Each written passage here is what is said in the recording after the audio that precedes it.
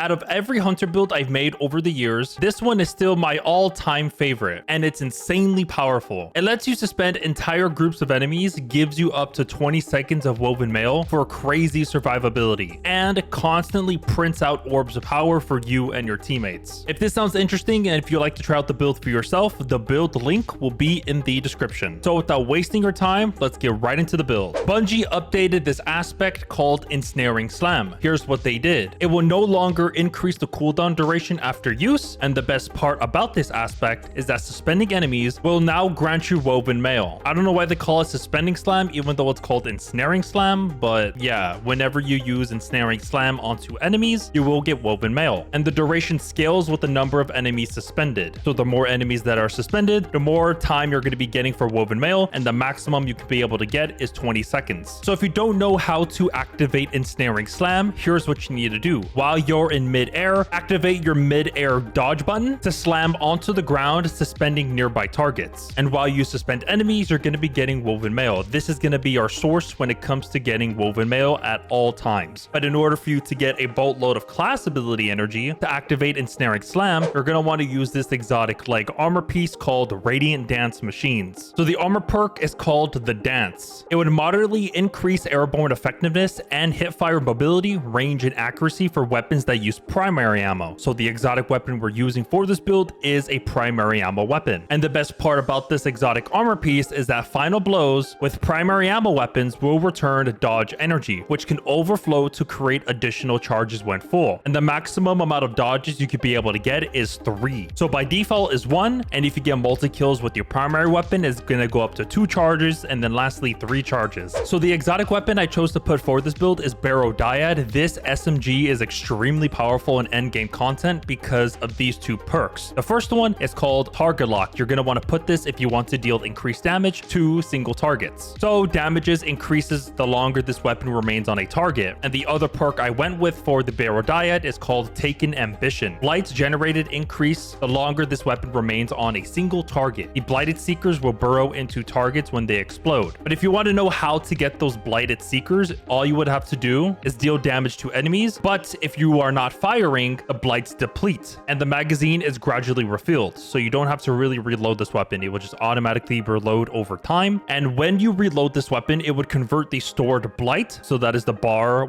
above your weapon, and it would convert that into those blighted seekers. Once you have those blighted seekers, you're going to have a certain amount of time in order for you to release them. All you would have to do is just shoot. There's also another exotic weapon I do want to mention because this one also relies in suspending enemies, and that weapon is called the Wishkeeper. But if you do want to suspend even more targets, be sure to go for Wishkeeper and also increasing your damage to suspended enemies. But I feel most comfortable using Barrow Dyad because it's going to be easier to get you those class ability energy for your Ensnaring Slam. The next aspect I chose to put is Whirling Maelstrom, but be sure to keep this one in mind. For the second aspect, you can change any aspect you like, so you don't have to put Whirling Maelstrom if you don't like it. But in this build in particular, I went with this aspect because it's very good for dealing damage to enemies and also helps you with ad clearing a little bit. So like, might as well, we're producing tangles, might as well put this aspect, because when you destroy a tangle, it will create a violent withering mass, aka a Beyblade, and whenever the Beyblade defeats enemies, it will inflict unraveling projectiles. For the abilities on the Strand Grenade, I went with Shackle Grenade for an additional way to suspend enemies, because we're going to be using a fragment that will give us an orb of power whenever we were to defeat enemies while they are suspended. On the class ability, be sure to go for Gambler's Dodge just to give you your melee back whenever you dodge near enemies. I didn't go for Marksman Dodge because 1, Barrow Dyad automatically reloads your weapon over time, and same goes for the Wishkeeper. It doesn't automatically reload it, but it's a bow. You only get 1 shot within your bow, so that's why I chose to put Gambler's Dodge, just to give me more melee, because we are using Threaded Spike that will sever enemies and they will deal less damage to you once they are severed. Extremely good for endgame content. For the fragments, there's going to be 4 in total, and here's what you're going to want to run. The first one, go for Thread of Continuity to increase the duration for Suspend, Unravel, and Sever. And in this build, we're going to be using all of those 3 debuffs. The next fragment, go for Thread of Wisdom. When defeating suspended targets, it will generate an Orb of Power. So for this build, when we generate Orbs of Power and collect them, it will give us 2 benefits. 1, healing for survivability, and 2, increasing our damage for our strand weapons. And we're going to need to do that because the more damage, the more enemies die faster, which gives us even more class ability energy, so it can be able to use use our Ensnaring Slam to suspend enemies. The third fragment I went with is Thread of Generation. Dealing damage generates grenade energy. I do want to let you guys know, for your grenade stat, be sure to go at least between 70 to 100 within your grenade stat to get at least a lot of benefits for this fragment. And because we're using Shackle Grenade for, again, an additional way to suspend. If you don't want to use Thread of Generation and want to prioritize in getting more class ability energy, you can swap Thread of Generation to this one called Thread of Mind. Defeating suspend targets grants class ability energy. I didn't put that for this build because we are already getting a boatload of class ability energy from our primary weapon, but if you think you need more, be sure to put Thread of Mind. And the final fragment I went with is Thread of Transmutation. While you have Woven Mail, weapon final blows will create a tangle. So again, we're going to be getting a boatload of Woven Mail from our Ensnaring Slam, and instead of you needing to get kills to generate that tangle, all you will need to do is get Woven Mail, get a kill with your weapons, and the tangle will spawn, and that tangle, you can either destroy it or pick it up. Once you destroy it, that will become a Beyblade. If you guys would like to copy the seasonal artifacts, feel free to do so. I mainly spiked all of this when it comes to getting Woven Mail, increasing your strand damage, and also tying it to your tangles, and also generating threadlings with your strand weapons. All right, let's head to the stats. Your main priority for this build is to go up to 100 in your class stats. Do not go beyond, because let's just say you're at 150 in your class stats, and if you were to activate your Ensnaring Slam, you will not get the Void Overshield, because if you reach beyond 100 within your class stat, it will grant you a Void Overshield. But it only works for Gambler's Dodge, not Ensnaring Slam, so that's why I told you to go up to 100 within your class stats. Do not go beyond that. Your second priority is to go for your weapon stat to increase the reload speed, handling, and damage for weapons, and it would also increase the chances of you getting bricks for your large ammo, but for that part, you're gonna have to go beyond 100. So the higher amount of weapons you have, the better. And your third priority, if you want to, go for grenade. Again, try to go to between 70 to 100 within the stat. This stat is optional, but if you want to go for it, do it. The stat that I'm talking about is the melee stat. The recommended minimum is to go to at least 70 in your melee stat. If you can go up to 100, that's even better. But I do really want to let you guys know that if you are at 70 within your melee stat, be sure to dodge near enemies. Do not dodge anywhere. If you do plan on dodging when there's no enemies, you are not going to be getting your melee back. But if you do plan on reaching your melee stat to 100, you can dodge anywhere you like. Here is all of the armor mods for this build. As what you're seeing here on my cloak, I ran triple Reapers. Here's why. Whenever you activate Ensnaring Slam, you're gonna suspend enemies. While you suspend those enemies, you're gonna get a kill, and as you're getting the kill, you're gonna be getting class ability energy. So if you have 3 copies of Reaper, the cooldown from this is gonna be 1 second. So suspend, kill, suspend, kill, suspend, kill. Rinse and repeat. And as you're collecting those orbs of power, you're gonna convert that into strand damage. You're gonna increase that even further because we are rocking double strand weapon surge. So we have 2 ways to generate orbs of power. 1 from Reaper, and 2 is by getting multi-kills with our strand weapons. If you guys did enjoy this build video, I hope that helped you and you learned something new. And if you did, I would greatly appreciate it if you were to hit that like button and also subscribe. I hope you guys have a good rest of your day, evening, or afternoon. Take care, and I'll see you guys in the next video.